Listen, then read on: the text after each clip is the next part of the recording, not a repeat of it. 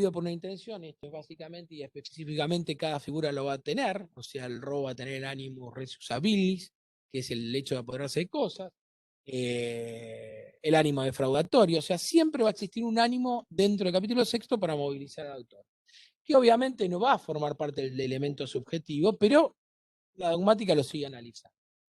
Y el perjuicio siempre va a ser la consecuencia del invito domini, esto es, el desplazar el objeto sin consentimiento o el derecho sin permiso del propietario para, obviamente, para dárselo a otro. ¿Está bien?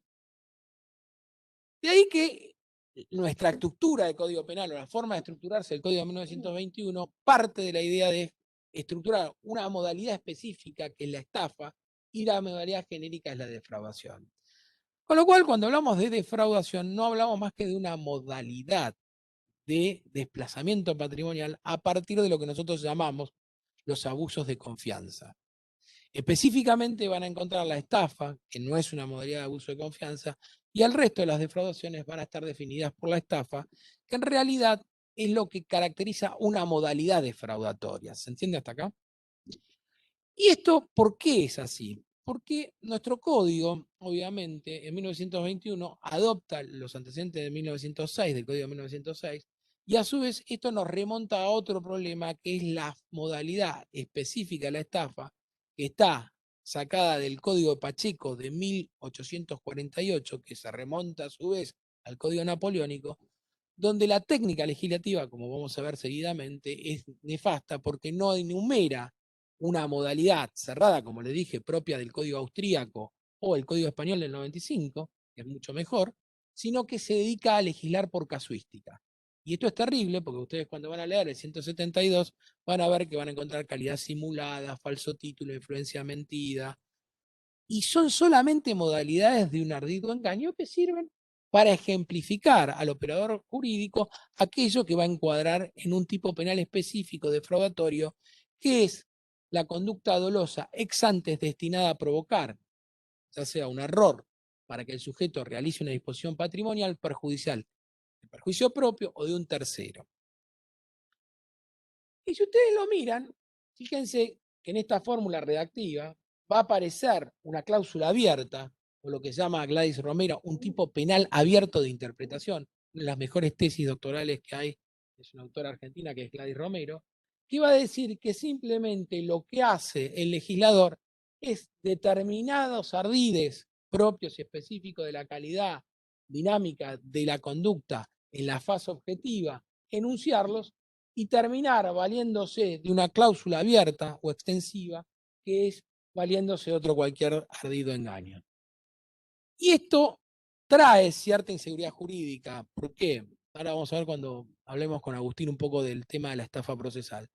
Porque cualquier otro ardido engaño es justamente una cláusula extensiva e interpretativa, donde el operador jurídico lo que puede hacer tranquilamente es evaluar otros ejemplos distintos a los que enuncia la técnica legislativa y directamente considerarlos una estafa en sí mismo. Esto hace que, por necesidad, al haber adoptado esta técnica legislativa, muchas veces los operadores jurídicos demandan muchísimo más análisis de la jurisprudencia de lo necesario que para otros delitos. Fíjense, como técnica crítica, y esto también para que ustedes tengan la dimensión de lo que estoy tratando de explicarles, el Código Español del 95, en el 248, habla de engaño bastante, con ánimo de lucro, destinado a obtener un error para obtener una ventaja patrimonial ilegítima. O sea, fíjense que los españoles ya dan una definición, después vamos a ver distintos problemas de la estafa, que es mucho más sencilla, simple y adaptable, que es cualquier engaño destinado a producir una disposición patrimonial o engaño suficiente. Los españoles hablan de un engaño suficiente destinado a obtener una disposición patrimonial ilegítima, ya sea para sí o para un tercero con ánimo de lucro. ¿Se entiende hasta acá? ¿Nosotros qué hicimos? No definimos. Utilizamos ejemplificaciones que terminan valiéndose de esta cláusula cerrada que hace que nosotros, lamentablemente como operadores del sistema, cuando estamos en presencia de una estafa, tengamos que necesariamente recorrer no solamente los elementos tipificantes objetivos, sino también la propia jurisprudencia para encontrar si realmente estamos bien parados frente a un fraude propio del derecho penal o un fraude propio del derecho civil. Y acá valga la advertencia de lo que estoy diciendo, porque todos los anteproyectos de Código Penal del 2003, el 2004, el 2013, el 2014, si usted quiere llamarlo, y el 2017, cuando tuvieron la oportunidad de modificar la fórmula del 172, que es una fórmula obsoleta, fíjense que todos los autores argentinos, Juan Padre, Dona, el Soler mismo, la critican, la definen como una fórmula imprecisa, una fórmula. Incluso Tosini va a llegar en algún momento a decir que es una fórmula abiertamente inconstitucional, en algún supuesto o en alguna modalidad de estafa, y se van a encontrar con que el primer problema que tienen es que cuando van a la exposición de motivos de todos los proyectos, dicen, no, pero no la vamos a cambiar porque tenemos una larga tradición jurídica con esa. Entonces, somos contradictorios. Como legisladores somos contradictorios porque decimos, no nos gusta lo que tenemos, todos estamos de acuerdo que hay que modificarlo, pero cuando vamos a los proyectos, todos estamos de acuerdo en que la fórmula tiene una larga tradición y no la queremos cambiar. No tiene nada de malo esto, ¿por qué? Porque cuando ustedes van a ver la parte especial o las leyes penales especiales, la fórmula de la estafa se vuelve a repetir, obviamente, por ejemplo, en materia de contrabando. Cuando van al 863 del Código Aduanero, van a encontrar que se valga de cualquier ardido engaño para definir, obviamente, la burla al control aduanero. O, por ejemplo, en materia tributaria, cuando van al artículo primero de la nación tributaria, la 27430, van a encontrarse que también utiliza la forma de cualquier otro ardido engaño. O sea que tenemos una tradición, eso es real. Ahora, idealmente sería mucho mejor abandonar esta casuística, que en realidad solamente es una guía interpretativa para que el operador pueda entender de qué estamos hablando. Y acá tenemos el primer problema. ¿Qué es la acción de estafar? El concepto de estafa es básicamente la acción de defraudar a otro mediante un ardido engaño. Esto es básico. ¿Está bien hasta acá?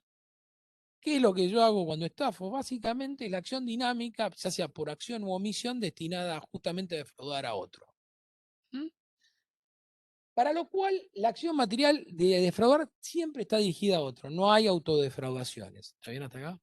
Puede haber amores mentidos. Autodefraudarse es un problema de aquel que se hace una ilusión. Pero no es culpa mía. ¿Está bien hasta acá? Para distensionar un poco el ambiente para que ustedes se diviertan. O sea, si yo me autodefraudé, es un problema mío.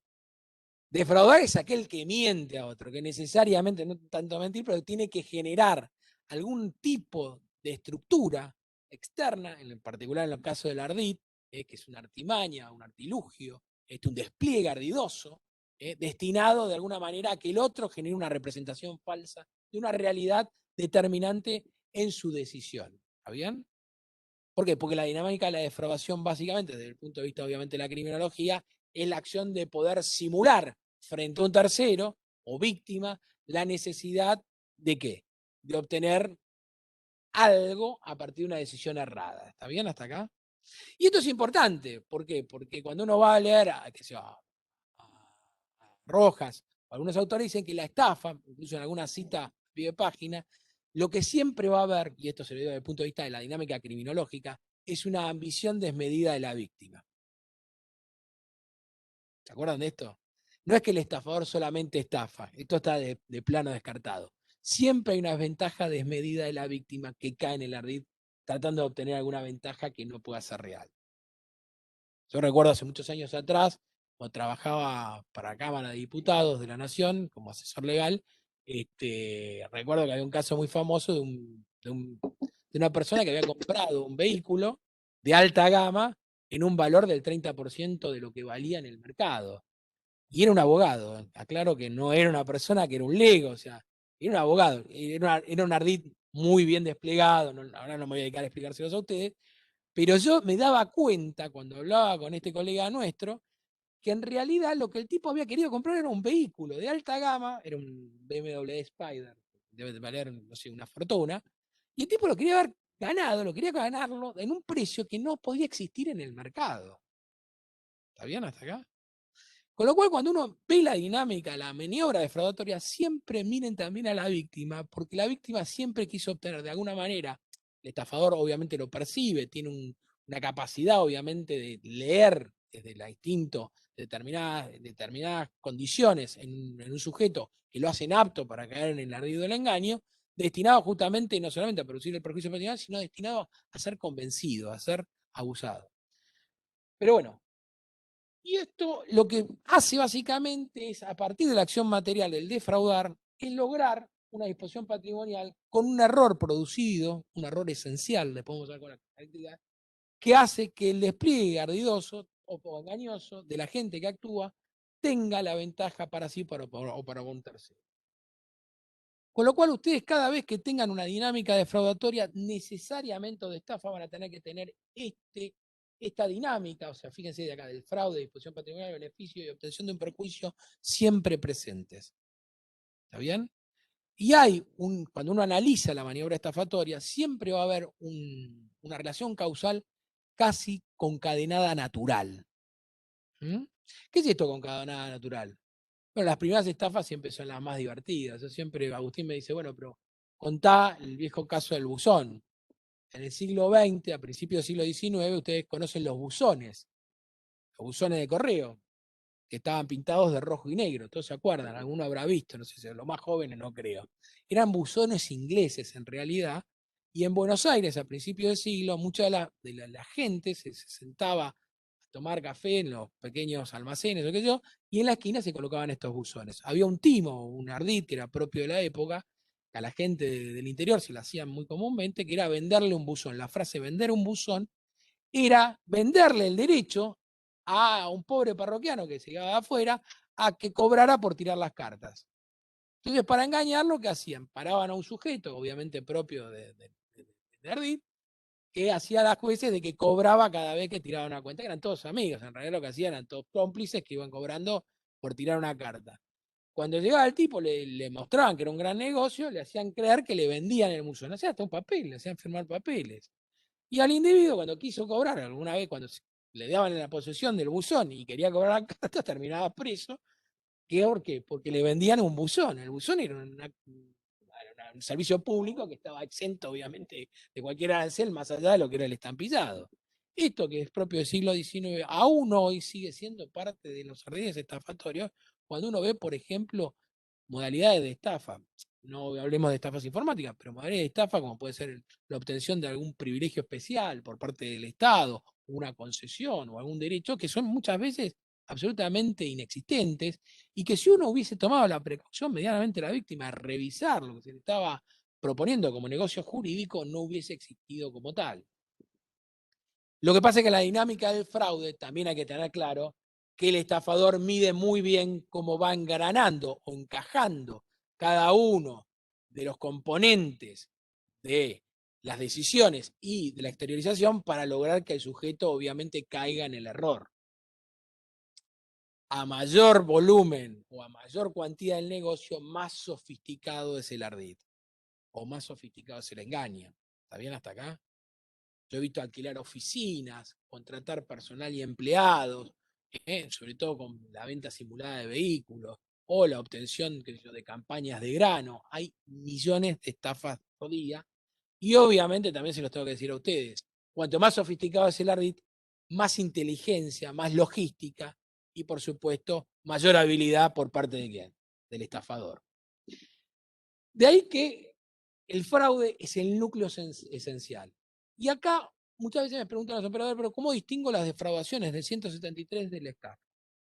La primera característica para darse cuenta, no solamente la acción de defraudar, perdón, es que el fraude, a diferencia del fraude civil, en el fraude ustedes van a tener una acción dolosa desde el inicio. Ex antes, el autor va a actuar con dolo.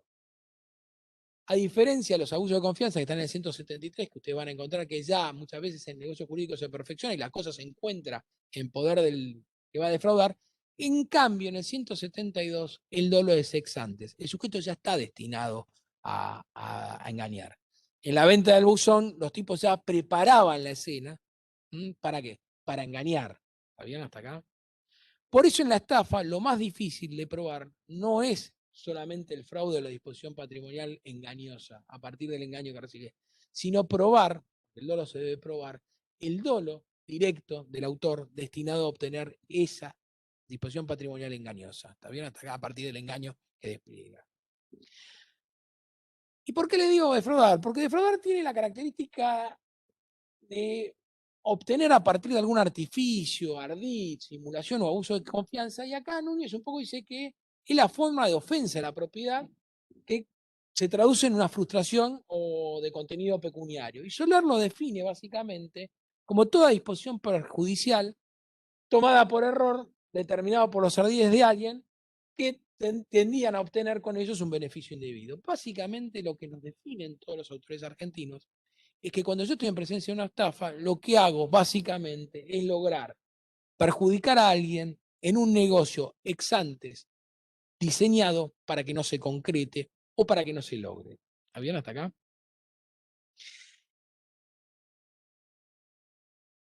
Desde el punto de vista, yo les doy algunas definiciones. D'Alessio va a decir que es cualquier artificio medio empleado, hábil o amañosamente, para el logro de algún intento de engaño o a su vez faltar a la verdad, en lo que se decía hacía crear, para que exista un tercero que padezca el error que es su consecuencia.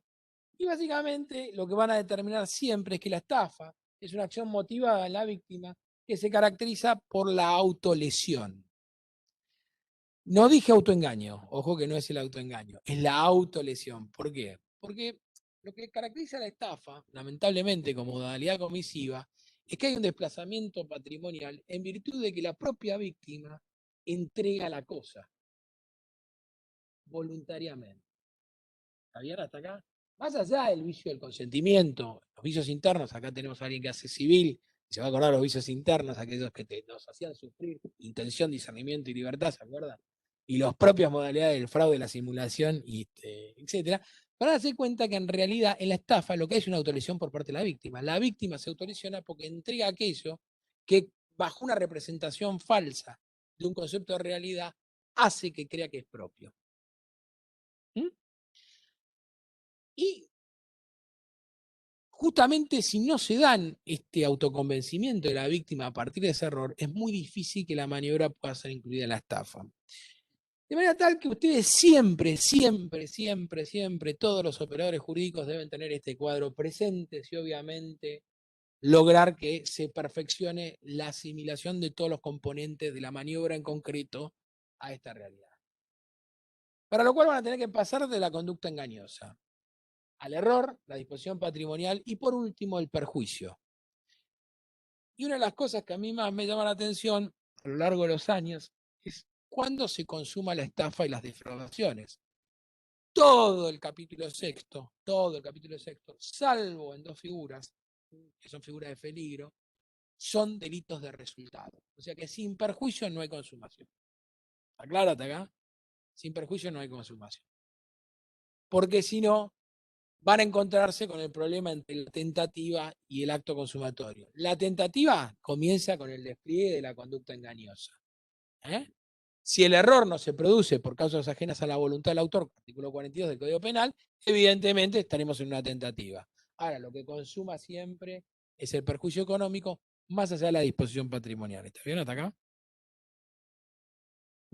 Y vamos al elemento objetivo de la estafa, que esta es la parte más divertida de la charla. La verdad que hasta ahora venimos dando un recitado de conceptos que parecen divertidos, pero vamos a ver. La primera característica es que la estafa es un delito de doble voluntad. Es decir, uno es engañado y otro engaña. Se parece al amor. ¿Están de acuerdo? Uno miente que quiere y el otro miente que se deja quedar. Pero bueno, esto para distenderlo un poco. Con lo cual siempre tienen un problema de interacción. La estafa no puede haber otra cosa que dos voluntades. Una, la viciada por el error, y la otra, la que quiere viciar a la voluntad viciada por ese error. ¿Está bien hasta acá? Siempre tenganlo presente, y si no lo logran tener presente, fíjense cómo es el inicio de la relación. A mí me preguntan a veces de un punto de vista práctico, ¿cómo se da cuenta si hay una estafa? Presten atención al comienzo de la relación, cómo comenzó la relación entre el estafado y el engañado y quien engañó. Porque se van a dar cuenta que básicamente fue una relación simulada o en algún punto hubo una intencionalidad que esa relación progresara de alguna manera para obtener un beneficio económico. La modalidad más difícil de 172, se los adelanto, dentro de los ejemplos que hay es el abuso de confianza. Como modalidad de la estafa, porque hay que probar que una relación prolongada y a veces es muy difícil de probar que realmente hubo una relación prolongada destinada a obtener una estafa. La característica, bueno, del artificio, el ardid es claramente la idea de desplegar algo. El ardid siempre es acción. No puede haber ardid por omisión. ¿Está bien hasta acá? No hay conducta omisiva por ardides. Una de las discusiones más grandes que he tenido en dogmática es el ardid siempre es el despliegue de una acción, o mejor dicho, una representación artificiosa, de alguna manera alguna cuestión maniosa, ocultar la realidad de una manera que parezca que es algo que no es, simulando falso título o influencia mentida, que son modalidades de ardid, del 172, o simulando, qué sé yo, aparentando comisión, bienes. Y esto viene del derecho francés, de la idea de la mise en scène. ¿Qué es esto básicamente? La idea de que en el Código Napoleónico la estafa tenía que tener una puesta en escena. Aquellos que somos más grandes, todos recordamos la película El Golpe del año 73 de Paul Newman con Steve McQueen creo que era. Donde simulaban un casino y al final se levantan todos y se van. Ese es el típico ejemplo de lo que es un despliegue ardidoso. Común en la jurisprudencia argentina, bueno, la colocación de concesionarias de vehículos repentinamente con ofertas increíbles, o la obtención de beneficios a partir de la inversión a corto plazo de determinados bienes. Yo siempre recuerdo un famoso caso, no sé si está condenado, lo puedo citar ya, que condena firma Curatola. Curatola fue un famoso inversor en la provincia de Buenos Aires que se defraudó con 74 millones de dólares, se hacía pasar por experto en mercado de Forex. El mercado de Forex es un mercado hiper sofisticado que es en realidad especular contra cotizaciones de divisa en distintos mercados. Son sujetos que operan 24 horas, operan dólar contra yen contra euro contra, con lo cual uno tiene que tener una capacidad, y es un mercado que exclusivamente se maneja en inglés. Esta persona llegó a tener tanta fama porque devolvía el 100% en un mes de la inversión. Eran números que no se daban. No puede haber una inversión de 100%, pero ya te dejo la palabra. Y yo lo conocí. Un día cuando lo trato, qué sé yo, le digo, bueno, me pido un taxi porque yo no hablo inglés, me dijo. La circunstancia me dice, me pido un taxi porque yo no hablo inglés.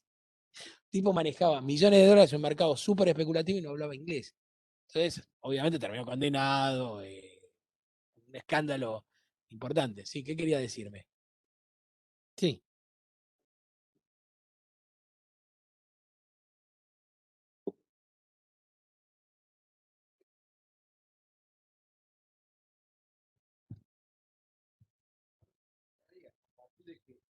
No se devuelve el dinero. Bueno, a ver, usted lo que va a tener es una tentativa de estafa si no le devuelve, si le devolvió el dinero. O sea, si le devuelve el dinero no hay perjuicio. No hay Sí, perjuicio, no hay estafa. por Está bien. eso. Los primeros inversores, eso se llama esquema Ponzi. Sí, Piramidal o sí. esquema Ponzi porque fue un famoso inversor en la década del 20 en Estados Unidos. Madoff, el famoso Madoff en Sí, Estados murió hace Unidos, poco. que fue los primeros nunca van a ser víctimas. Lo que va a pasar en el esquema piramidal, que los que van a entrar más tarde son las víctimas más grandes. Lo que pasa es que por el esquema piramidal, los primeros son en realidad agentes de difusión del ardid. En la maniobra defraudatoria, el estafador va a pagar rápidamente a aquellos inversores que reclaman recuperar el capital. ¿Por qué? Porque es la única forma de garantizarse, ¿qué cosa? La difusión de la Claro. confianza. Entonces, ¿qué van a hacer? Los primeros van a cobrar el 100%.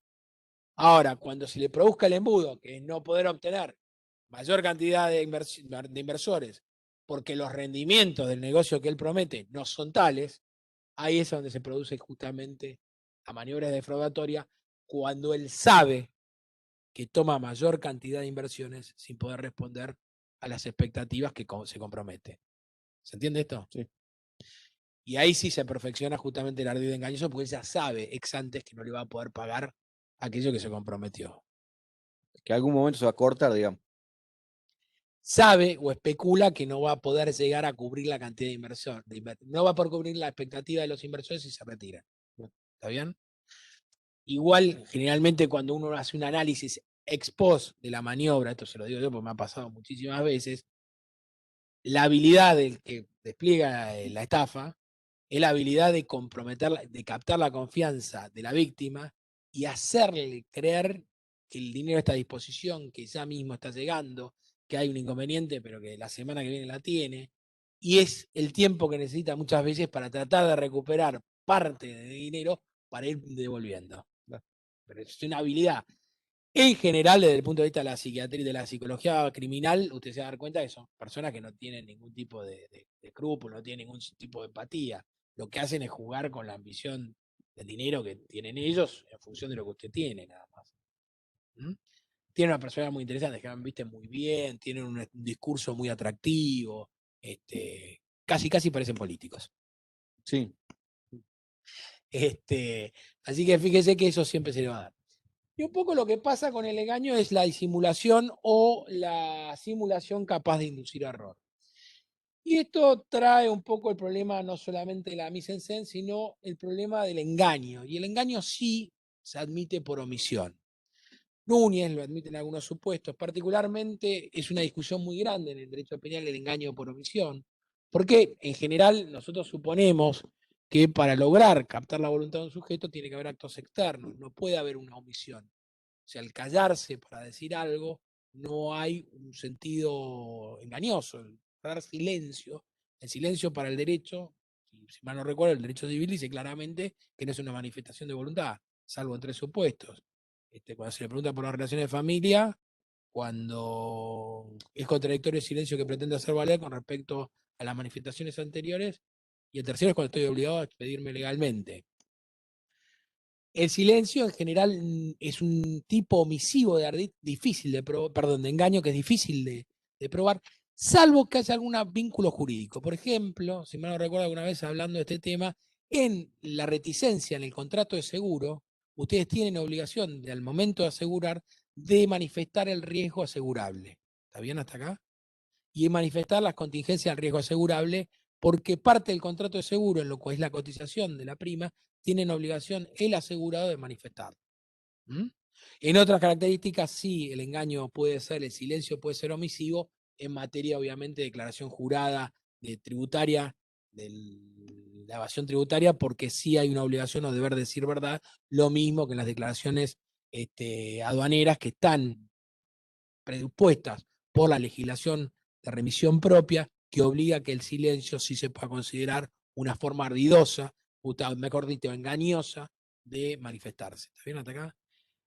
Pero en general, cuando a alguien le preguntan, y es 100% seguro que esto es un Mercedes-Benz, ustedes saben que el motor es un 1500, si no manifiestan nada, no se considera que haya engaño suficiente. ¿Está bien hasta acá? Tiene que haber algún deber jurídico preexistente para que el autor realmente, cuando omite decir la verdad, incurra, obviamente, en la modalidad del engaño propia de la estafa. Y después hay un problema con la idoneidad del ardid.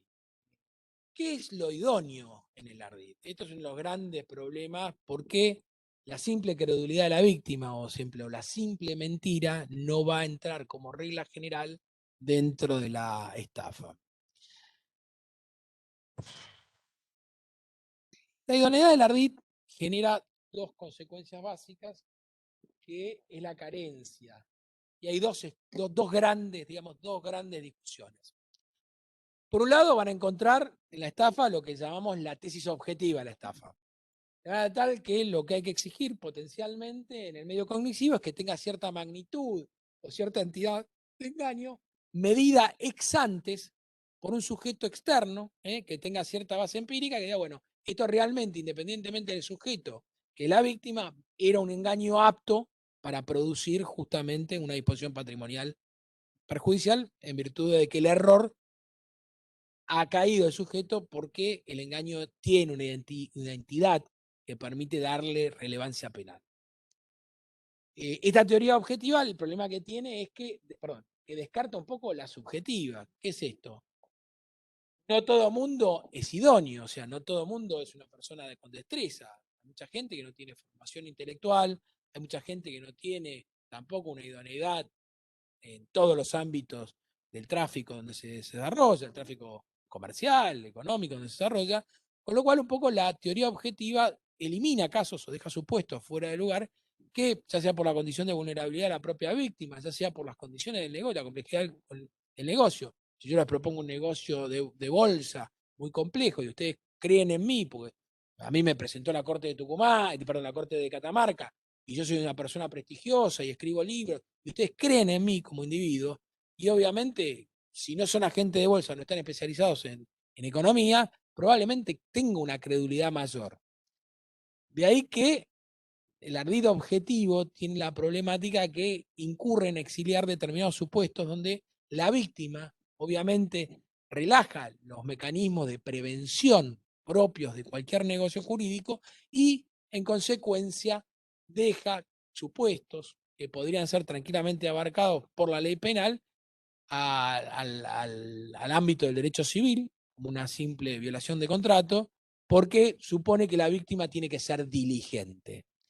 La diligencia de la víctima es un problema en la estafa, porque para la diligencia de la víctima hay que ver también el estrato poblacional, las condiciones previas del sujeto, la complejidad del negocio, como les dije yo. Si yo propongo un negocio, probablemente tenga mayor credibilidad entre todos ustedes como auditorio.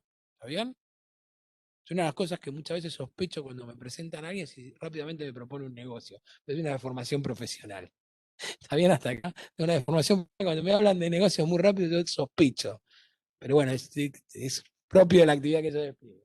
Y tampoco la visión subjetiva. Con esta visión objetiva, que es, acuérdense, que es ex ante, es vista por un tercero, donde hay que descartar los casos que le rocian por negligencia a la víctima, aparece la concepción subjetiva, que radica más en no tanto en observar si la acción realmente tenía identidad, idoneidad, y no era por la propia negligencia de la víctima, sino más sobre el éxito de la maniobra en función de qué. El sujeto tranquilamente puede caer. ¿Está bien? En un ardid que fuera muy simple o muy crédulo y, sinceramente, ser víctima de la estafa. De ahí que una vez que se rechaza, esta doctrina subjetiva rechaza la incidencia de la coparticipación de la víctima o de la cocaptación de la víctima en ese proceso de engaño, dice, mire, si se engañó y se produjo la disposición patrimonial y la víctima creyó en lo que le decían, alcanza para configurar la conducta típica. Hay un cuento, una modalidad de defraudación muy clásica en Buenos Aires, que es tirar o dejar un paquete de dinero, que en realidad son billetes de 1.000 pesos en la parte de arriba, y abajo aparecen rápidamente, uno no lo revisa, aparecen recortes de diario del mismo tamaño que un coso. Voy caminando con Agustín y le digo, mirá lo que vi. Agustín es un caminante que al lado mío, lo llevo a un costado, le muestro los billetes y le digo, no, pero yo no me puedo quedar con esto. Dame lo que tenés y te lo llevas. Fíjate que yo no puedo aparecer. Rápidamente le sacan dinero a la persona, cuando llega a algún lugar que empieza a revisar los billetes, ve que o son billetes falsos o muchas veces son directamente algunos billetes buenos y el resto son todos falsos. La cantidad de timos o ardides o engaños que puede haber son infinitos. De lo más simple a lo más complejo es absolutamente infinito la cantidad de ardides.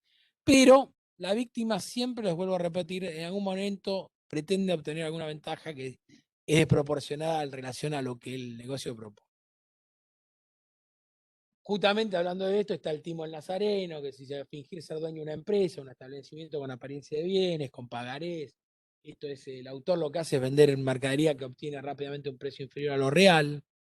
Justamente a veces a mí cuando aparecen ofertas de computadora u ofertas de bienes suntuosos de un valor menor, o son reducidores que rápidamente están en el delito de encubrimiento, o son estafadores. ¿Está bien hasta acá? Piensen que para perfeccionar determinados negocios jurídicos tienen que tener siempre una estructura, una estabilidad y una trayectoria.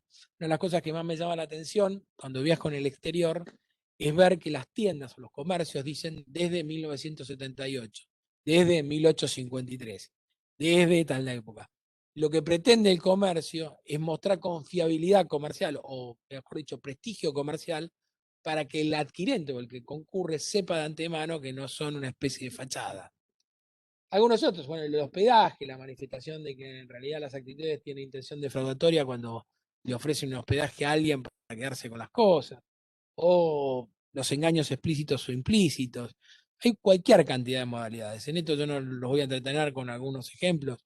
Sí, lo que siempre van a encontrar, y esto se lo digo por experiencia de vida, es que el sujeto, de alguna manera, trata, cuando es una estafa, va a tratar de mostrar alguna ostentación, va a tratar de captar la voluntad de la víctima. Hay toda una mecánica, una dinámica, si ustedes quieren llamarla así, propia de la seducción. El estafador, a diferencia por ahí del delincuente violento, lo que utiliza es la seducción y utiliza muy bien lo que es el arma de captar la voluntad de la víctima para llevar justamente a generar ese engaño que produzca la disposición patrimonial. Algunos ejemplos, por ejemplo, para que ustedes sepan, incurre en estafa el que se niega a pagar el pedido. Esto es la clásica discusión del delito de gorronería o petardismo. Son ejemplos de petardismo o gorronería, que hay un plenario de la Cámara de 1993 donde define que aquel que se sienta en un comercio lo toma como una apariencia de simulando capacidad económica, lo que hace básicamente, hay un presupuesto en el contrato de consumo que la persona va a pagar aquello que pueda consumir y se considera una modalidad de estafa y no de hurto, porque no hay un apoderamiento ilegítimo, sino directamente hay una estafa. ¿Eh? Alguna vez me preguntaron, bueno, pero si la propia víctima lo pone a lavar los platos, mire, en realidad no deja de haber estafa. En todo caso, puede haber una privación ilegítima de libertad por parte del dueño del local si lo pone a lavar los platos. También no hay posibilidad de justicia por propia mano. El dueño del comercio tiene que denunciarlo esto. Algo muy común que está ocurriendo últimamente en relación al petardismo de la gorronería. Muchas veces de noche las estaciones de servicio en grandes centros urbanos no tienen más empleados, entonces uno puede cargar la gasolina o la nafta y pagar directamente en la caja, en donde hay sí un operador jurídico, sobre todo para evitar los asaltos violentos. Bueno, si se carga gasolina, o mejor dicho nafta, y se huye, se abandona el lugar sin cancelarlo, entra dentro del delito de estafa. ¿Está bien hasta acá? Por este concepto de petardismo. Y el problema del error, o sea, hasta ahora vimos el engaño, ahora vamos al error. ¿Y el error cómo debe ser? Bueno, el error en realidad es el falso conocimiento de algo o, obviamente, la percepción equivocada sobre una realidad distinta a lo que es. A mí me preguntan el error, la teoría del error es un tema muy complejo porque en realidad los penalistas terminamos recurriendo al ius privatismo para poder captar alguna idea de error. Y como es la falsa representación sobre algo esencial en un negocio jurídico, porque eso es lo que van a decir los juristas, tiene que tener una cualidad esencial, que recaiga sobre la calidad, los sujetos, o la forma o la modalidad de justamente de perfeccionamiento del negocio jurídico. El problema raro para la doctrina es básicamente esta idea de que tiene que tener una representación equivocada, que no sea accidental. ¿Está bien? Hasta acá que no sea incidental, tiene que ser esencial. ¿Mm? Entonces tiene que recaer sobre alguna cualidad que el negocio tenga, tanto en los sujetos, con la forma de perfeccionamiento, como asimismo puede ser sobre la cualidad, cantidad o extensión de la cosa o los derechos que se pueden justamente transferir para que se perfeccione como un error relevante. ¿Está bien hasta acá? Y usted dirá, bueno, pero doctor, todos podemos sufrir errores. Sí y no. ¿Qué quiere decir con esto? Cuanto mayor tiene de diligencia un negocio jurídico, cuanto mayor conocimiento tienen los sujetos sobre la materia que determina el negocio jurídico, mayor deber de diligencia para no incurrir en el error esencial. Es básico. O sea, es una regla simple. El derecho no protege al torpe. Esto es básico para todo el derecho en general. Con lo cual acá hay un problema. Van a darse cuenta que, por ejemplo, hay mucha jurisprudencia que cuando habla de ardido engaño para los bancos o las entidades financieras, como son sujetos especializados en la obtención de créditos, tienen mayor cantidad de recursos técnicos para evitar el error, se considera que es más difícil que se dé el ardido, el engaño hacia una entidad financiera. ¿Está bien? Y ustedes me dirán, bueno, pero ¿por qué, doctor? Porque fíjense que tienen capacidad de investigar créditos, tienen modalidades propias de departamentos antifraude, y entonces la jurisprudencia en general exige muchísimo mayor diligencia en la víctima, cuanto mayor idoneidad en un negocio específico tenga que en otros. ¿Está bien hasta acá? Pero es una tendencia que se está viendo a partir de la década del 80 en adelante, que los jueces marcan un poco de tendencia de exigir mayor, obviamente, entidad del error y mayor precaución de la víctima cuanto obteniendo la tesis objetiva del engaño cuando se tratan de determinados errores que obviamente, aun siendo esenciales, no se les puede escapar a un sujeto idóneo en un ámbito de relaciones específicas. ¿Ok? ¿Cómo venimos? ¿Venimos bien? Ah, ¿venimos bien hasta acá? ¿Les es entretenido? Pero lo más aburrido de hablar de esto es que no sea entretenido. Entonces, ¿qué va a pasar? Para que sufra una persona un error, básicamente va a tener que poseer el discernimiento, obviamente necesario. Una vez se dice, bueno, pero la estafa no se le puede dar a un incapaz, sí se le puede dar, si bien no puede participar en consentimiento pleno, puede ser sujeto pasivo de la estafa. Esto es fundamental. Y lo que tiene que tener, o sea, en el caso de personas incapaces o personas jurídicas, es que el error tiene que recaer justamente sobre alguna cualidad esencial. Esto ténganlo siempre en cuenta, sea por la característica del negocio, sea por la voluntad del sujeto que va a ser víctima del delito. ¿Está bien hasta acá? ¿Se entiende esto? Si yo quiero comprarme, no sé, un Mercedes-Benz y me venden un en 314 y no me doy cuenta que es un Dodge, por ejemplo, la intención mía del sujeto que va a contratar, aun cuando tuviera desconocimiento específico sobre camiones, es tener un camión Mercedes-Benz, no un Dodge. ¿Está bien hasta acá? Con lo cual lo relevante cuando yo tengo que analizar es qué es lo que quiso hacer el sujeto, qué negocio quería perfeccionar y qué negocio perfeccionó.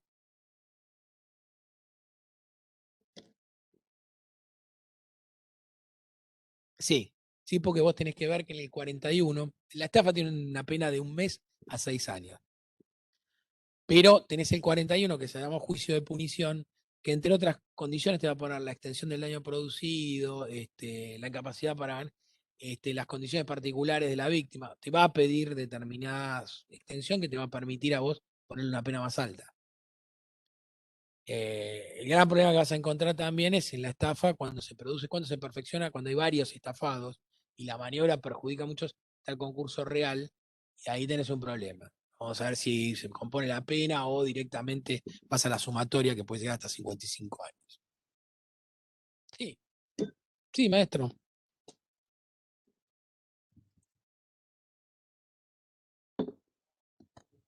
He leído muchos fallos sobre estafa y otras defraudaciones, pero no he visto mucho que se utilice por los jueces, por ejemplo, la aplicación del artículo 22 bis del Código Penal que establece también una especie de multa Con el ante los ánimo de ánimos de lucro. lucro, ante los ánimos de lucro. Entonces, si el estafador siempre persigue, digamos, un fin pecuniario, creo que lo que más le duele es precisamente que le puedan llegar a tocar el bolsillo.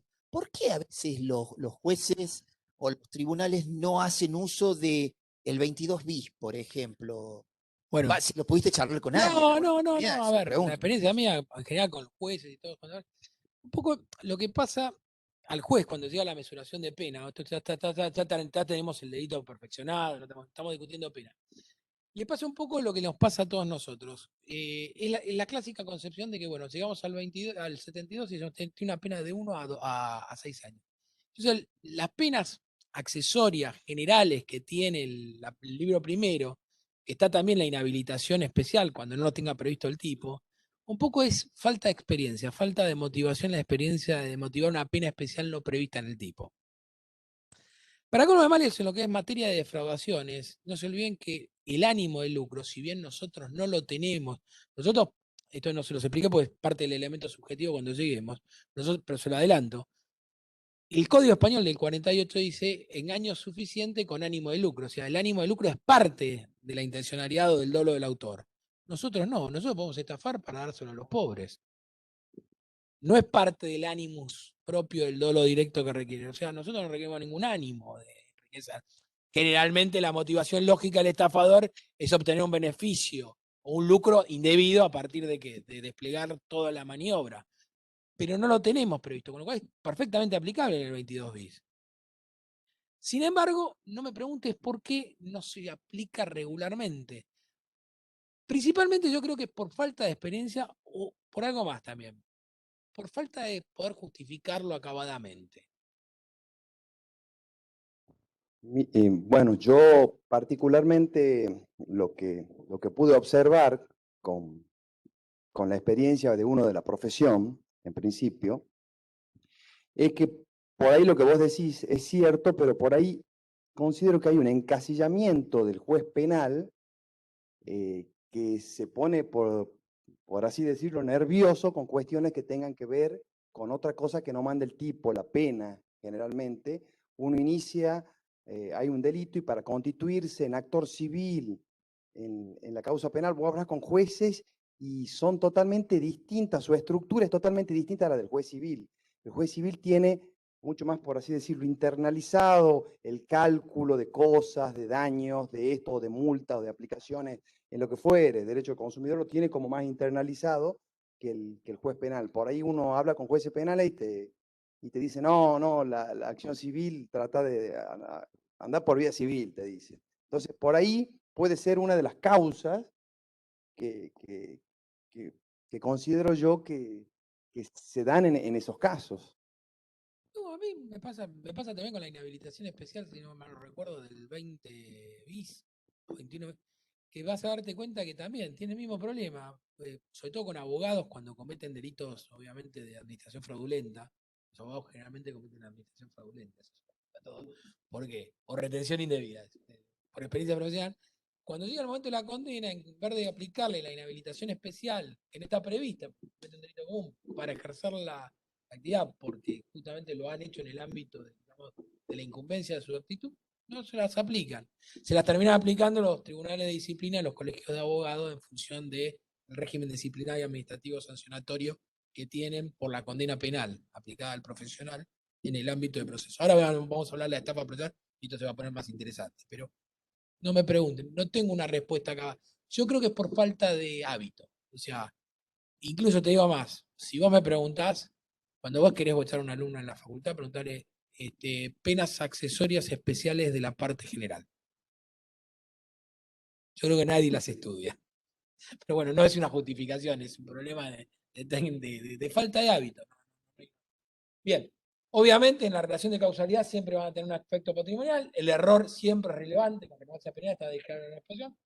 Hay que lograr que la víctima se convierta en un colaborador del autor, como venía a ver, y voluntariamente genere esa disposición. Donde hay coacción, donde aparece la violencia, automáticamente deja de haber estafa y puede haber extorsión de 168 o alguna de las modalidades propias de los robos u hurtos. ¿Qué función cumple el error en el injusto? Bueno, esto es básico. Es un elemento autónomo. La doctrina clásica considera que el nexo causal siempre debe darse entre el error, el acto de disposición y obviamente el perjuicio patrimonial. Y el dolo siempre tiene que ser comprobable ex ante. Hay una tesis de un autor español que se llama Gómez Benítez, que dice que en realidad no existe la producción efectiva de un error, sino una especie de resultado intermedio, entonces lo cuento, que es el punto de referencia para la imputación objetiva en el perjuicio patrimonial engañoso, de manera tal que lo que se le imputa al autor es el resultado típico que busca ex antes al aumentar el riesgo no permitido de introducir a la persona en ese error. ¿Está bien hasta acá? Esto es básicamente una tesis doctoral, es algo inédito, todavía está muy en pañales, es una doctrina que trata de llevar la imputación objetiva al ámbito de la relación. Y el acto de disposición. Bueno, el acto de disposición, básicamente, toda la doctrina dice que puede ser un acto positivo o negativo, o sea, de omisión o de tolerancia, que implica una forma directa o indirecta de disminución del patrimonio. ¿Está bien hasta acá? Y esto puede ser un patrimonio propio de tercero. Por eso la estafa, ahora vamos a ver que puede ser también un acto en triángulo. Si yo administro el patrimonio de Agustín y me estafa Carlitos y hago la disposición como administrador, en realidad yo caigo en el error, hago la disposición, pero el perjuicio es que no recibe. Agustín.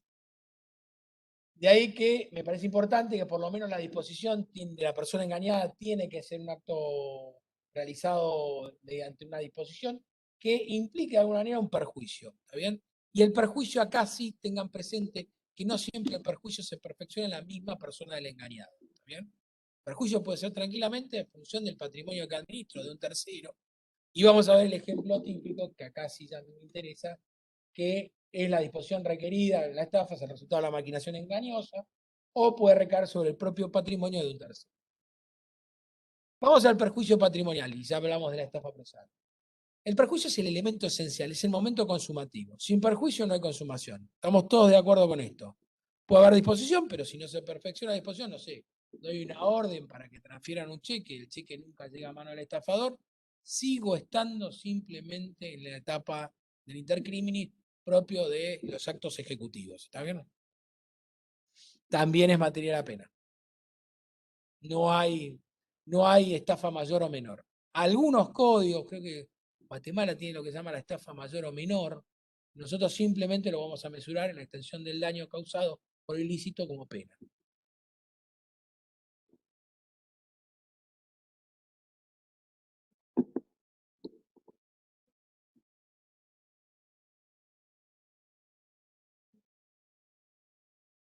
Sí, sí.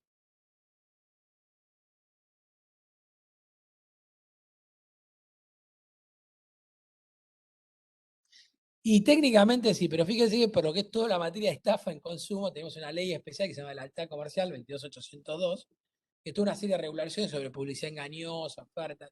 Y la primer ejemplo de estafa de consumo que yo recuerdo es un caso que está en el Museo Policial de la Policía Federal de la Capital Federal, que es el famoso caso de 1906, que era un sujeto que quedó absuelto de la estafa, porque se dijo que no había verdad de engaño, que proponía un método, la langosta era una plaga en la Argentina en el siglo XIX, que era, incluso hay una ley, creo que es la ley 1008 y pico del Congreso, que obliga a las langostas a salir del territorio nacional. O sea, el legislador argentino a mediados de 1880 ordenó que las langostas se fueran, como si fueran sujetos destinatarios de norma, porque generaban ganas. Entonces este tipo vendía un aparato infalible para aniquilar langostas. Pedía una vuelta de corrida, incluso lo publicó en La Nación y en algunos diarios de la época, y el sujeto proponía un método infalible. Entonces llegaba, uno lo pagaba, llegaba, abría la caja y aparecían 2 tablitas con un instructivo. Agarre la tablita A, colóquela sobre la mesa, agarre la langosta, colóquela sobre la tablita, agarre la tablita B y aplaste la langosta. Y hágalo sucesivamente hasta que la langosta se extinga. Esa es la primera estafa de consumo que yo recuerdo, obviamente a través de medios masivos. Sí, sí, lamentablemente, claro, el problema que usted tiene con los bancos en general es que no va a haber un dolo con un ánimo defraudatorio. Muchas veces lo que hay es una posición dominante o predominante sobre determinado negocio jurídico que impone condiciones leoninas, que son la adquisición de cláusulas particulares, por ejemplo, accesorios a través de seguros, o recuerdo alguna vez un caso de estafa que estuvieron muy cerca de ser procesados, una gran cadena de supermercados, porque colocaban cargos que no estaban justificados al momento de firmar la adhesión al contrato de tarjeta de crédito. Sí, obviamente, la estafa masiva en general siempre se termina diluyendo en una especie de conflicto particular, y para colmo tenemos la ley de lealtad comercial, que obviamente regula las obligaciones para, o por lo menos básicamente lo que es oferta pública de bienes, o concursos y sorteos. Así que fíjate que sí. Bueno, el perjuicio obviamente, en general la teoría argentina, que dependemos de la teoría mixta económico-patrimonial, jurídico-patrimonial, y generalmente se da en la diferencia de valor, en la diferencia ex antes de la maniobra y ex post. El juez, para determinar si hay perjuicio, utiliza el concepto patrimonialista y va a hacer lo que generalmente percibe, va a mirar la maniobra y va a ver cuánto es el costo y lo que perdió el sujeto en función. ¿Por qué utilizamos esto? Porque obviamente tratamos de exiliar, por ejemplo, lo que consideramos la expectativa de ganancia o derechos en expectativa que obviamente no van a incorporar. Y obviamente, simplemente alguna lesión es la lesión jurídica patrimonial ajena, económica. El delito no es de peligro, es de resultados, lo repetí al principio, y se concreta con el daño patrimonial. Y para existir un daño patrimonial es suficiente la disminución o menoscabo económico, aunque sea reflejado una privación de una cosa o derechos bajo la disposición de un sujeto.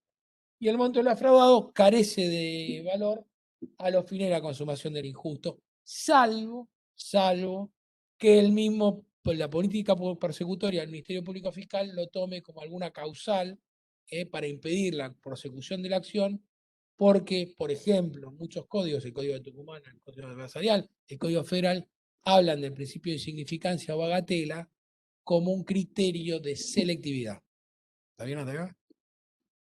Pero tranquilamente la política criminal puede determinar que es una persona vulnerable, con escasos recursos, que la magnitud de la lesión es insignificante, pero amerita la persecución para proteger, por las reglas de Brasil, a aquellos que son más vulnerables, y puede tranquilamente llevar adelante.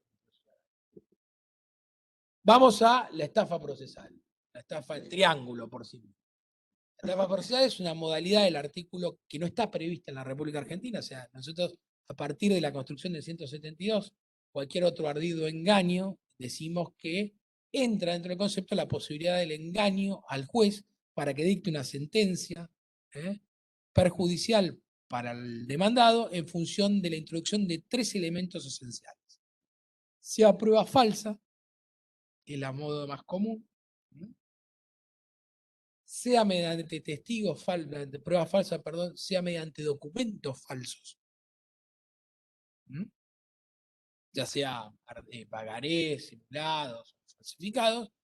Y la tercera característica, obviamente, puede ser a través de los hechos relatados que sean falsos. ¿Está bien hasta acá? Son las 3 modalidades que Núñez trae. De manera tal que el juez, a partir de la prueba que se produce en el expediente, puede dictar una disposición judicial perjudicial para el demandado, con lo cual se produce una estafa en el triángulo. Engaño al juez para que dicte una resolución judicial perjudicial o engañosa, destinada obviamente a producir un perjuicio patrimonial por la ejecutabilidad de la sentencia.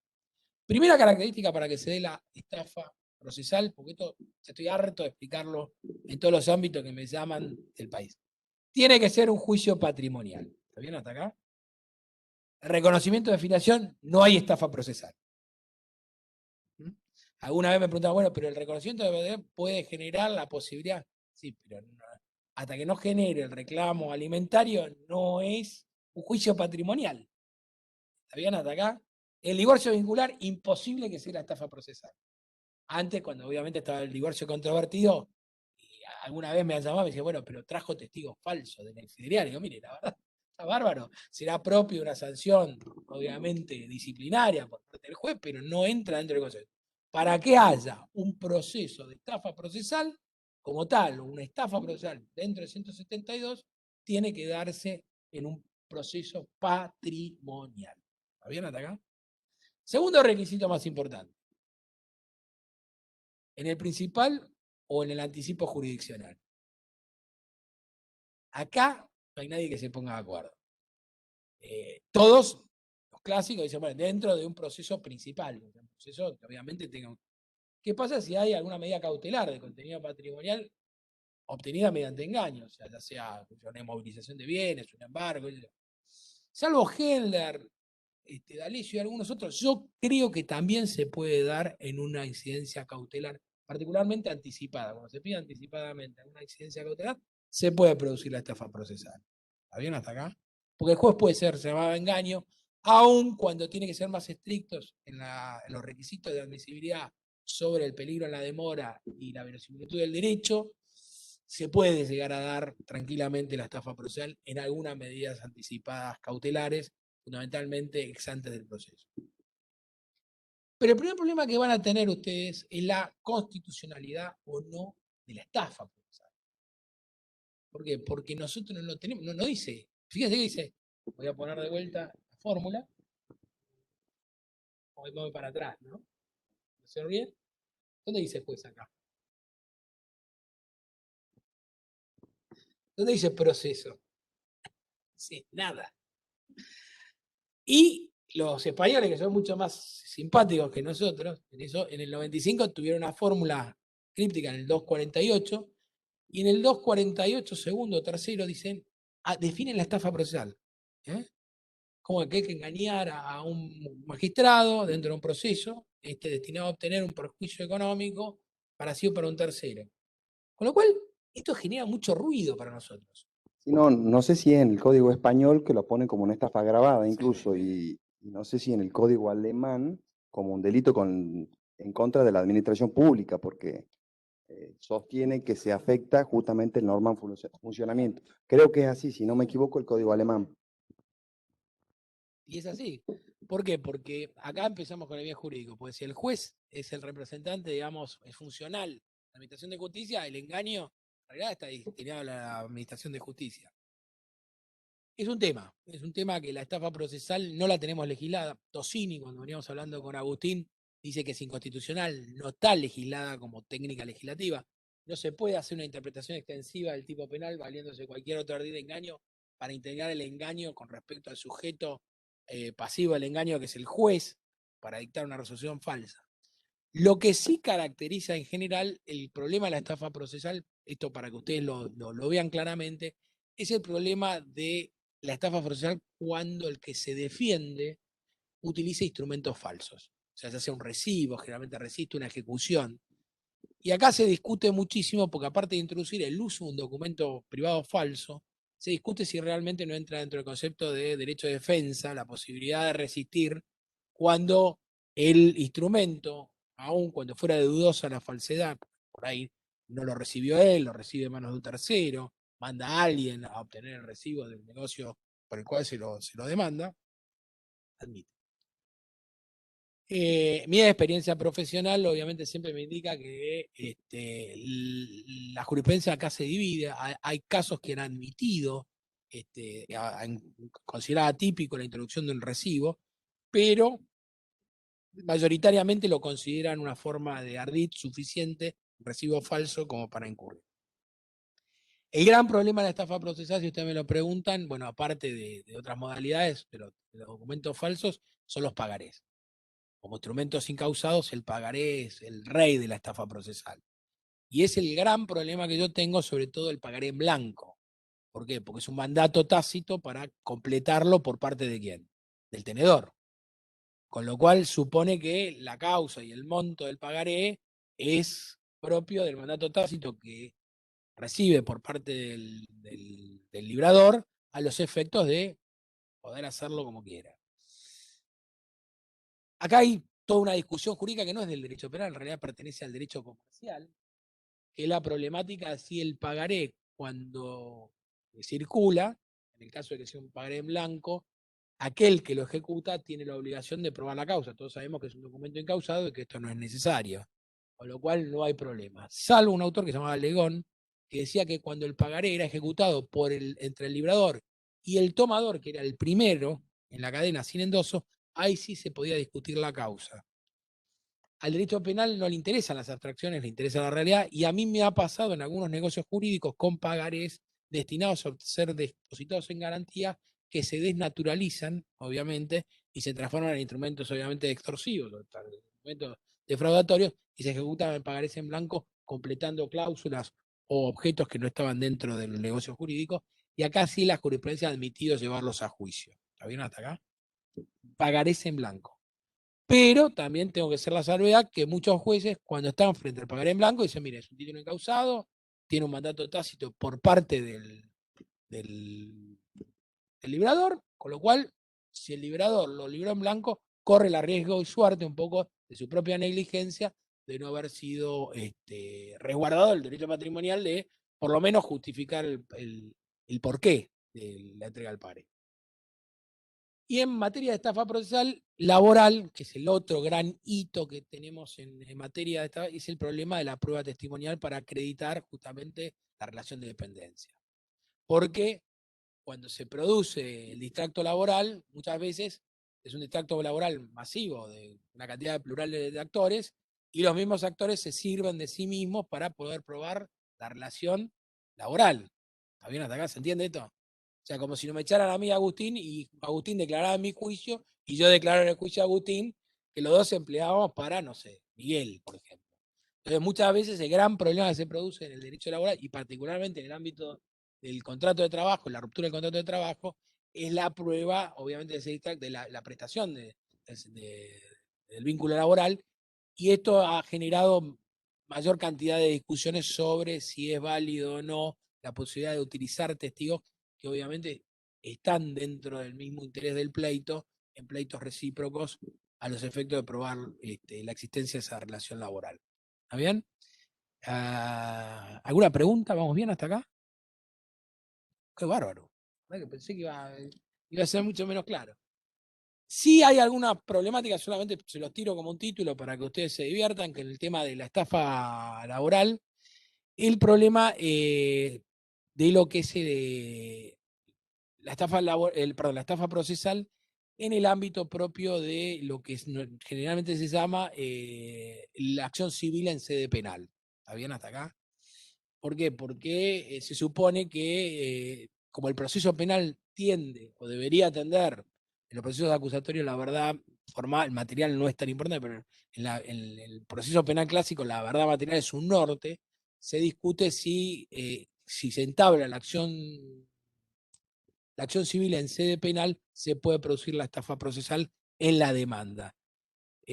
Bueno, no está claro, algunos autores sostienen que sí, que es perfectamente viable en el caso de que se utilice parte de la prueba, porque ahí no se produce 2 veces prueba, se produce la misma prueba que tiene el proceso penal en la demanda. Bueno, ahí se dice que, bueno, como es materia de controversia, todavía la demanda no se perfecciona si no hay sentencia condenatoria o habiendo sentencia condenatoria, si es penal tiene que haber una definición civil, se discute si se puede perfeccionar. Y hay un último supuesto que así me interesa muchísimo a ustedes hacerlo, que es en los procesos ejecutivos el problema consumativo. Esto sí se los explico, que en la estafa procesal el momento de la consumación se produce con el perjuicio que es la sentencia. ¿Está bien hasta acá? La sentencia ejecutable. ¿Está bien? Hasta que la sentencia no quede firme, hay tentativa de estafa procesal. ¿Por qué? Porque al fin y al cabo, la sentencia simplemente sería el acto de disponer. Pero hasta que no se ejecute la sentencia, no habría qué cosa, disposición patrimonial perjudicial. Con lo cual, uno de los problemas que se plantea, y esto también hay un plenario Luna de la Cámara del Crimen, de la capital, si quieren se los acerco después, es el problema del sujeto que no desiste de la acción ejecutiva del proceso, obviamente fraudulento. Supongamos que yo estoy ejecutando un pagaré espurio o obtenido legítimamente, y que es uno de los supuestos, retener ilegítimamente un documento y no devolverlo cuando se debe. Supongamos que lo ejecuto, porque la deuda ya está cancelada. La jurisprudencia admite que en ese caso la tentativa de estafa procesal se renueva cada vez que el sujeto impulse el proceso. ¿Está bien hasta acá? Con lo cual, a mí me ha pasado tener juicios de 10 años, 15 años en estafas procesales, con pedidos de quiebra o juicios ejecutivos, porque la parte que hacía para que no se le declarara la extinción, movía el expediente y cada vez que lo movía, obviamente, para no caer en la caducidad, ¿qué hacía? Renovaba el impulso. Esto está definido por la Cámara, por el Superior Tribunal de Córdoba Penal y la mayoría de la doctrina de la Cámara Nacional de Casación Penal lo admite como tal. ¿Está bien? Esto es un problema porque hasta que no se defina muchas veces si la legislación penal lo condena o no, el proceso, mientras siga ejecutando, o siga en movimiento de proceso, renueva la tentativa. Y esto lleva también a un dolor de cabeza porque es cuándo va a tener un fin el proceso mismo que lo logre. ¿Está bien hasta acá? Yo recuerdo hace muchos años atrás un viejo juez que se llama Hantus, en una probation sacó, esto para que se diviertan un rato, lo agarró el abogado y le dijo, no vuelva más a mi tribunal hasta que no desista del juicio civil, porque usted está renovando la maniobra defraudatoria. Lo echó. Pero eso no lo dijo así, yo lo trato de hacer más elegante. ¿Está bien hasta acá? A los gritos lo sacó. Pero para que se diviertan. ¿Qué hora tenemos ya? Son y 5. Bueno, llevamos 1 hora. ¿Quieren que dejemos acá y hacemos un pequeño break y retomamos? Bueno, muchísimas gracias por la atención. Vamos a tratar de cebarlo lo más rápido posible para que ustedes sean felices y no se desaburran tanto. Bueno, vimos a la estafa, básicamente tendría que hablar del dolo. El dolo siempre es directo, no hay ninguna posibilidad del dolo eventual en la estafa. La misma modalidad comisiva del ardido engaño no admite. Es una discusión que, por lo menos a mi juicio, la mayoría de los textos que he escrito, nunca he encontrado el dolo eventual, salvo en un único supuesto muy particular, que es la defraudación tributaria, o la estafa, mejor dicho, la defraudación tributaria o la evasión tributaria, que algunos jueces penales económicos han aceptado la evasión en materia con dolo eventual. A mí me resulta muy difícil, porque el mismo concepto de maniobra engañosa demanda el dolo directo, o sea, el conocimiento del tipo objetivo con la voluntad de ejecutarlo en plenitud, o sea que, como decía Fontán Balestra, básicamente el dolo directo es hacer lo que uno sabe y hacer lo que uno quiere sabiendo lo que uno hace, entonces no hay posibilidad alguna. Vamos a ver por modalidades particulares de las defraudaciones o estafas especiales. La primera que tenemos que ver necesariamente que es muy similar a la defraudación del 172, era del 173, inciso primero, que defraudar a otro, perdón, defraudar a otro en calidad o sustancia o cantidad de cosas que se entrega en virtud de contrato o título obligatorio.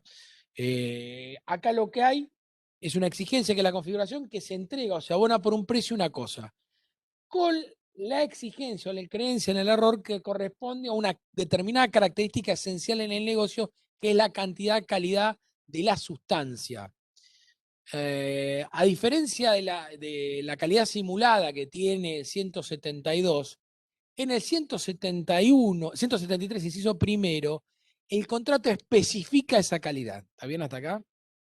Para que lo entendamos bien, si yo a él le prometo un vino francés de 1830 dentro del negocio, y no me comprometo a entregárselo con fecha determinada, y él me paga por un valor X, el que ustedes quieran, por ese vino, yo en ese caso particular, si no entrego el tipo de vino que pedí y el modelo de cosecha, caigo justamente en la calidad simulada. ¿Está bien hasta acá?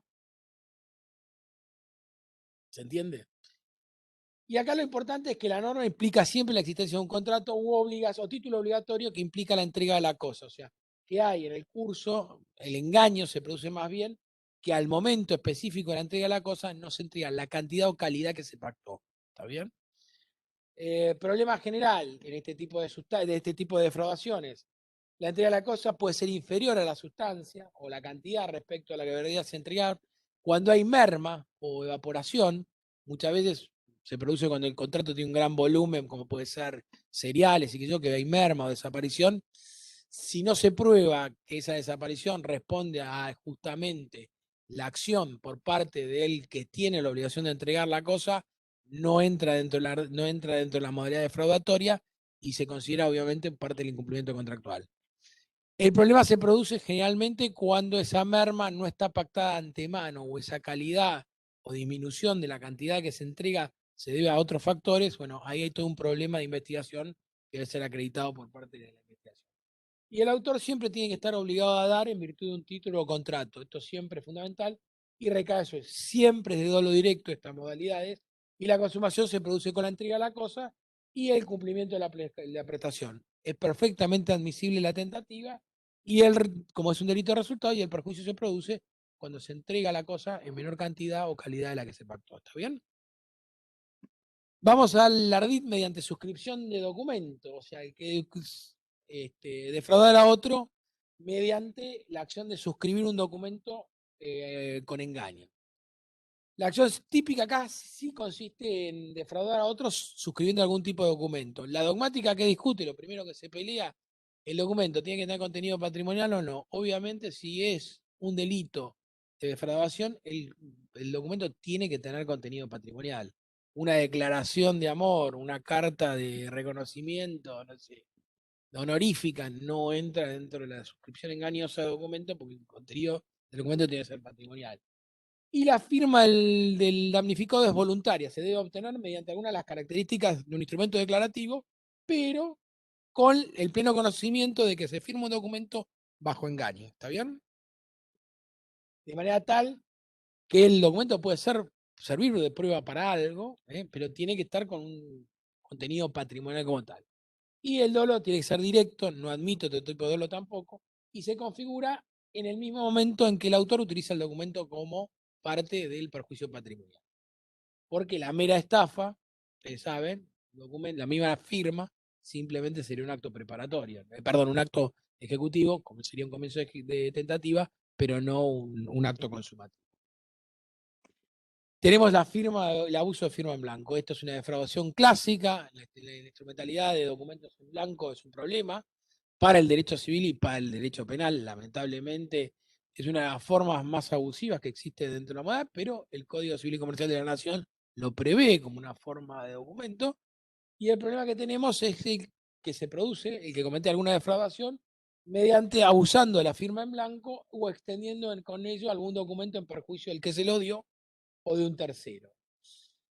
Como el abuso como el documento implica básicamente, esto lo tenemos todo claro, que el documento en blanco explica un mandato tácito para que lo complete el tenedor del documento, el primer problema es que se produce una reversión del negocio jurídico, el cual se extiende para que aquel que tiene el mandato teóricamente lo debería completar dentro de los términos del negocio jurídico por el cual se le otorga ese documento en blanco.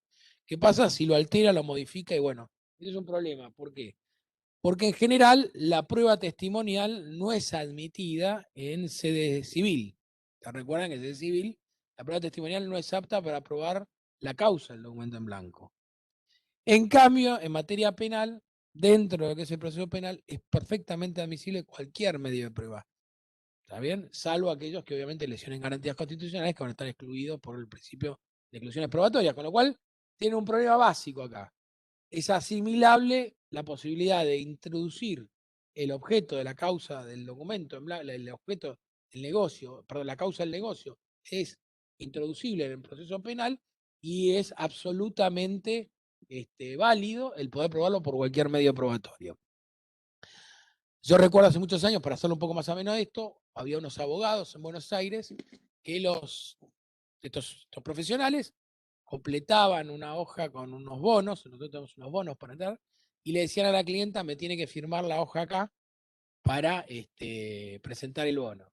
Se iba la mujer, arrancaban los bonos y completaban un acuerdo, un reconocimiento de deuda o un convenio, un pacto de cotalitis. Entonces cuando la mujer, generalmente eran especialistas en familia, mujer quería retirar en la demanda, los tipos aparecían con un 20% de lo que había de patrimonio de la sociedad conyugal, etc. Terminaron siendo condenados justamente por la prueba testimonial. Muchas de estas mujeres que iban al estudio jurídico de estos profesionales y iban con alguien, le mostraban la hoja y decían no, le hicieron firmar una hoja con los dos bonos que tenían que ver y se probó que por la simetría y los agujeros que tenía en la hoja, estos profesionales se dedicaban a hacer reconocimiento de deuda falsa y terminaron condenados por estafa procesal y obviamente abuso de firma en blanco. ¿Está bien? Pero es un tema, ¿por qué? Porque la doctrina justamente discute la posibilidad de que se trate de una estafa o un abuso de confianza, también discute si se consume mediante la causación de un perjuicio patrimonial, es inevitable que esto se tenga que hacer mediante el perjuicio patrimonial, y el otro característica que tiene dolor de recto, se admite algún tipo de error de tipo en cuanto a la impunidad de la conducta, yo no sé si firmo por algún sentido u otro, y la restricción probatoria obviamente no es asimilable al proceso penal y es hábilmente dada. Vamos al exteriorato, al hurto impropio, perdón, al hurto impropio. El dueño de una cosa mueble que la sustrae de quien la detente legítimamente en poder o en perjuicio de sí mismo o del tercero. Es uno de los pocos casos de defraudación donde en realidad sería hurtarle el objeto que es de mi propiedad a un tercero al cual se lo transfiero por título legítimo y él tiene el derecho como tenedor a mantenerlo dentro de usarlo y gozarlo hasta tanto no venza el contrato o el vínculo que tenga. En este caso, lo que consiste es sustraerla, obviamente la cosa de un proceso se llama estelionato, y es un delito de resultado material. No hay muchos ejemplos, es difícil. Puede ser algún tipo de locación que se dé en general.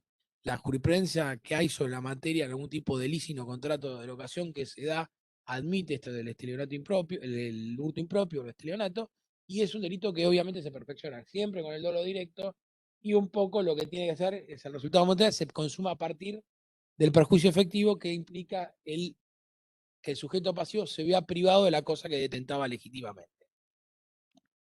Y después tenemos el otorgamiento mediante contrato de la estafa o la modalidad defraudatoria, el otorgamiento de un contrato o recibo falso.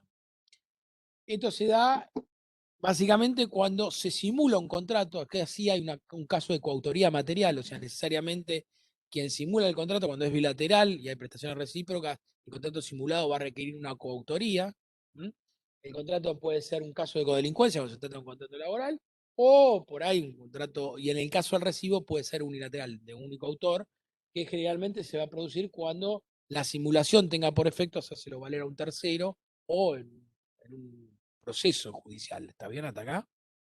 En todo caso, también se consuma cuando se produce el perjuicio y es de dolo directo. Y después ustedes tienen un caso muy particular que es la defraudación mediante sustitución, ocultación o directamente mutilación de un documento, que en este caso es una configuración especial del 172, que es el caso de que el sujeto activo lo que hace es mutilar, sustituir o directamente ocultar un documento u otro papel, es un tipo penal abierto, o sea, tiene una extensión importante, siempre de dolo directo, esto también, y el documento en general se discute si tienes un documento con contenido patrimonial o no. La tesis amplia admite que sea todo tipo de documentos, la tesis restrictiva dice que tienes un documento con contenido patrimonial. El exteriorato, que es el que vendiera bienes, bienes o grabar bienes como libres cuando fueran litigiosos, embargados o gravosos, o vendiera o grabar o arrendar propios cuando son bienes ajenos. Acá simplemente lo que se trata del engaño idóneo es la mera invocación de que la propiedad o la cosa vendida no tiene gravamen alguno. ¿Está bien hasta acá? Y obviamente, aparte de cualquier otro medio empleado o ardid, lo que es necesario siempre es grabarlo con la manifestación de que el bien no posee este gravamen o que es de mi titularidad. Primer problema que es un delito de daño efectivo, no es de peligro. O sea, si yo manifiesto que el bien no tiene gravámenes, en principio no es vinculante, salvo que exista algún contrato o algún documento que así lo certifique. Tiene que haber un boleto de compraventa.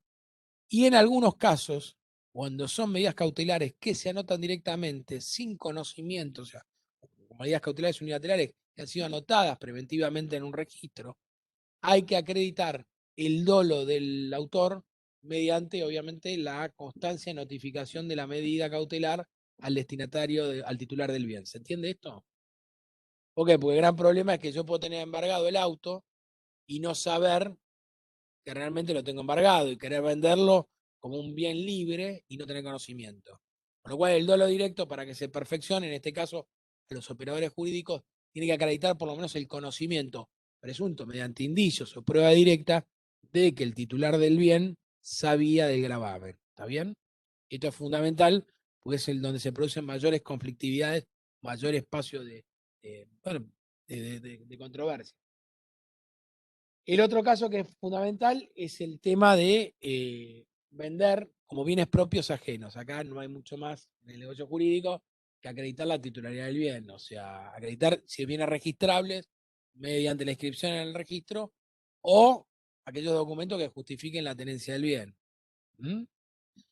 Y el problema básico acá es cuando se produce el caso del hurto de defraudación, que es quien hurta o roba algo y se lo vende a un tercero de buena fe. Bueno, ahí hay todo un problema. En este momento, muchas veces va a incurrir, aparte del encubrimiento, la posibilidad de que el tercero adquiriente no va a ser amparado por esta forma, puede ser amparado por esta manera defraudatoria, porque creen que lo que manifiesta el autor. También requiere la consumación mediante el perjuicio, obviamente, patrimonial, para que se consume. Y tenemos el abuso de confianza, la retención indebida, que esto es típico en toda la República Argentina. Los abogados generalmente también cometen este tipo de modalidad defraudatoria cuando retienen determinados documentos para percibir honorarios. O sea, no pueden retener el testimonio de la sentencia para percibirlo. O sea, para eso está el proceso ejecutivo de honorarios. O sea, que la retención, muchas veces, de determinados instrumentos jurídicos para la percepción de honorarios está muy cerca del derecho penal y muy lejos de lo que llamamos del derecho de retención. ¿Está bien? Es importante que lo tengan en cuenta para evitar disgustos mayores. Y en general es un delito que es bastante simple, es el que se negara a restituir a otro o no restituir en su debido tiempo efectos o cualquier cosa mueble que se haya dado en depósito, comisión, administración u otro título que produzca la obligación de entregar o devolver. El delito de retención indebida, lo que va a ocurrir es que hay un poder de hecho legítimo, o sea, la cosa se encuentra en poder del autor previamente, por algún contrato o vínculo jurídico particular, puede ser un depósito regular o irregular, o sea, depende de aquel que tenga que invocar o defenderse cuál es la causa del título, y obviamente lo que se va a producir es que el tenedor o el que detenta la cosa es obligado a restituirla en su debido tiempo, en este caso si hay una obligación al plazo pactada, va a requerir obviamente que no se tenga que probar la mora, porque automáticamente entra la mora por parte del tenedor, o exista la obligación de retener, va a requerir que se lo interpele para que la restituya a su legítimo dueño, y no lo hace. ¿Está bien hasta acá? Lo que hay es una interversión del título. ¿Se acuerdan la intervención del título? Lo que hace el sujeto es, de tenedor pasa a ser poseedor, con un título ilegítimo. ¿Por qué? Porque está viciado, porque sabe que tiene la obligación de restituir. Y básicamente acá lo que va a ocurrir es que se requiere probar el dolo de la plena conciencia de que el sujeto conoce la obligación de restituir en su debido tiempo o entregar la cosa. ¿Está bien?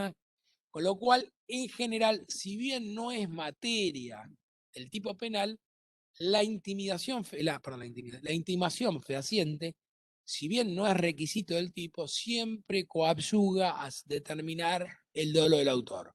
¿Se entiende esto? Ya sea mediante una carta de documento, un acta notarial, permite reforzar el conocimiento de que el autor conoce la obligación de restituir y que no lo hace en su debido tiempo o no la entrega. ¿Está bien?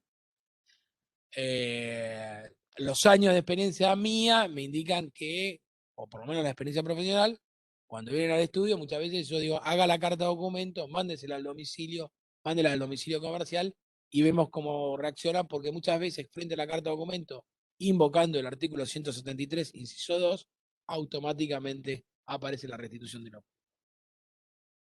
Y obviamente, si bien no es innecesario, es conveniente que se haga.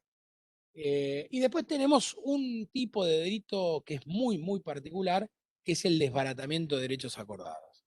Figura que inventa Soler en el año 1966. Si quieren les cuento por qué lo inventa Soler después de la conferencia. Sebastián Soler ¿por qué? Porque en realidad uno de los problemas básicos en el Código Civil anterior, el Código Vélez-Arfield, antes de la reforma del 67, era la posibilidad de la compra-venta mediante boletos, mediante el boleto de compra-venta. Todos sabemos que el boleto de compra-venta no es más que la obligación de escriturar, no es la transferencia de la nulidad propietario que tiene la compra-venta a través de la escritura. Con lo cual, una de las modalidades que se generaba era justamente la venta o duplicar la venta a través de varios boletos a distintos compradores, a los efectos de asegurarse un mejor precio, con la consiguiente desbaratamiento del derecho. De ahí que el tipo penal sea realmente casi, yo les diría, no difícil, es complejísimo. Fíjense, dice el que tornar imposible o incierto litigiese un derecho, un bien, o el cumplimiento, o un bien, o el cumplimiento en las condiciones pactadas de una obligación referente al mismo. Lo primero que me indica es que hay un negocio jurídico por el cual yo transmito un derecho o un bien, y por un acto posterior, cualquier acto jurídico relativo al mismo, aunque no importe una enajenación, sea removiéndolo, y por un acto posterior lo que hago justamente es desbaratar ese derecho concedido primigeniamente, ya sea que hubiese acordado por un precio o garantía, y puede ser, aunque no importe la enajenación, removiéndolo, restituyendo, ocultándolo o dañándolo. O sea que son modalidades. Por lo cual, esta figura pertenece a las deformaciones cometidas por abuso de confianza, y obviamente lo que trata de proteger jurídicamente es la buena fe de los contratos. Soler, cuando escribe en el 66 el anteproyecto y en el 60 y el 69 después produce la reforma, lo que consideraba en realidad que esta figura protegiera la buena fe y lealtad de los contratantes. Para que ustedes lo entiendan un poco más, Soler era kantiano. Kantiano significaba que él tenía un concepto de la ley muy estricto y obviamente consideraba que la mayoría de las acciones de todos los individuos tenían que servir como principio de ley universal de todos sus actos. De ahí que Soler tuviera particular aprecio por esta figura porque consideraba que era casi la esencia de la protección de los derechos, obviamente contractuales. Y fíjense que él discute en algún momento la buena fe como parte del concepto de patrimonio en los delitos de defraudación. De ahí que el sujeto activo siempre tiene que ser un deudor, que tenga una obligación, esto también, y el sujeto pasivo tiene que tratarse de un acreedor que está en esa relación en virtud del cual se le pacta una condición sobre un bien o obligación, que lo que hace posteriormente aquel que pactó primigeniamente es desbaratarlo mediante otro acto jurídico, ya sea removiéndolo, destruyéndolo, dañándolo. ¿Está bien? ¿Qué pasa? La acción consiste básicamente en un objeto, tornar imposible, litigioso, ese es el objeto, la finalidad, que significa tornar litigioso o imposible de cumplimiento o directamente incierto un derecho. Con lo cual, para un sector de la doctrina se trata de un delito de resultado cortado. Esto también es medio complicado para explicar porque la consumación de sí misma no se va a producir solamente con otorgar un derecho posterior, sino que ese otorgamiento tiene que transformarlo en litigioso, incierto o imposible cumplimiento la obligación primigeniamente pactada.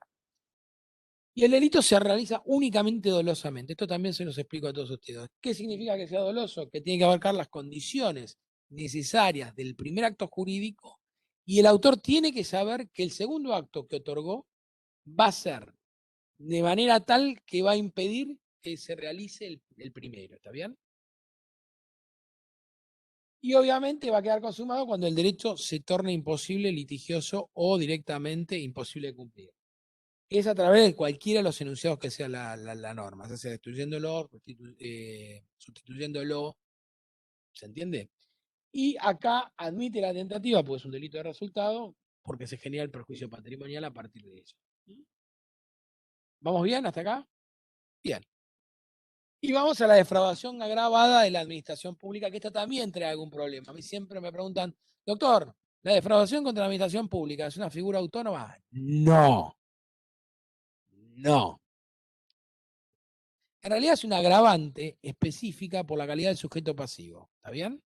O sea que tiene que haber una estafa contra la administración pública, una defraudación por administración fraudulenta contra la administración pública, una retención indebida contra la administración pública. ¿Está bien? Con lo cual ustedes van a encontrar que siempre hay una defraudación genérica del 73 combinada necesariamente con una calidad especial de sujeto pasivo que va a determinar un aumento de la pena, que creo que es de 2 a 6 años, si no recuerdo, sí, estoy seguro, por la cual automáticamente las defraudaciones comunes se van a ver agravadas cuando el destinatario, obviamente, del perjuicio patrimonial va a ser ¿quién? La administración pública. Entendida como tal, la administración nacional, provincial o municipal. ¿Está bien? Y abarca también el problema de los entes autárquicos. Se discutía en algún momento si los entes descentralizados entraban. No así aquellos que tienen autarquía financiera y jurídica porque no se consideran que son parte de la administración pública centralizada. ¿Está bien hasta acá?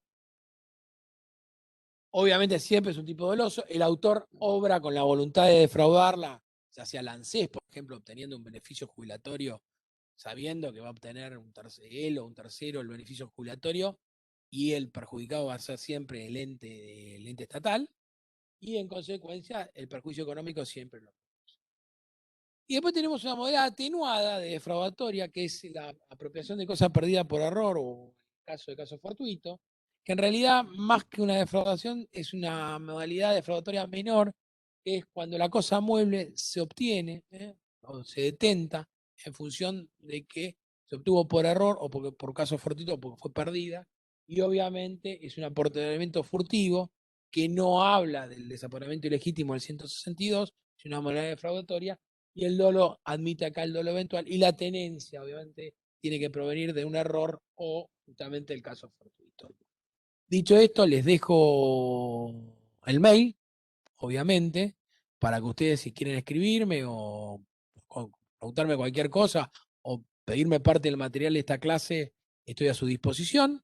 Sé que la mayoría de ustedes están ansiosos de hacer alguna pregunta, porque ya son las 8 de la noche de un viernes y me parece que deben querer profundizar ampliamente. Y antes de terminar, quiero agradecer profundamente la hospitalidad, no solamente de Miguel y de toda la corte de Catamarca, sino de todos ustedes por haberme tratado tan bien y hacerme sentir tan a gusto como si estuviera en mi casa. Muchísimas gracias.